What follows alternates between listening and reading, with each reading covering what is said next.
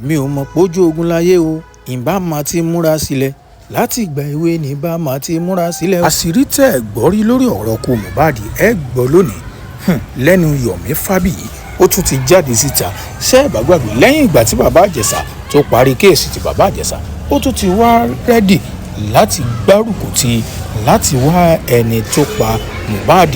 ó ti wá sọ̀rọ̀ láti ìlú Amẹ́ríkà. kí ló sọ gangan? tó bá jẹ́ gbà àkọ́kọ́ tẹ́yìn wọn ẹjọ́ bá tẹ subscribe button kó ayé kó ọmọ ìkankan bẹ́ẹ̀ kò ní wọlé tọ̀ wá. Yomi Fábíyì ó ṣàlàyé bóun ṣe gba àtẹ̀jíṣẹ́ lọ́wọ́ ẹnìkan tí wọ́n fi sọwọ́ sóun nípa bí wọ́n ṣe pa Mohbad. ẹ kọ́kọ́ gbọ́ lẹ́nu ẹ̀ mò ń padà bọ̀. ẹ wo ẹ bá mi táàgì president Nigeria, tag the president and commander-in-chief of the armed forces of the Federal Republic of Nigeria, Asiwaju Bola Ahmed Tinubu.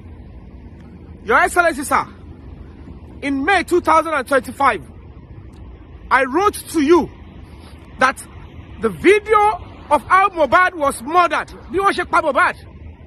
part of it was sent to me in an apparent attempt to collect money by the younger brother. Yomi Fábíyì ó sọ pé àdúrà ẹni tó jẹ́ àbúrò Mohbad gangan ló sẹ̀ndí fídíò náà sóhun látàrí pé ó fẹ́ fi gba owó lọ́wọ́ òun. Ààyè lè ìbò sí o níbi tá a bá máa gbà kò yé mi o. Nǹkan ń bẹ o. ẹ ṣíà fídíò kẹ́ subscribe kí lè rò tí lórí húlàhúlà tó tún bọ̀ yìí.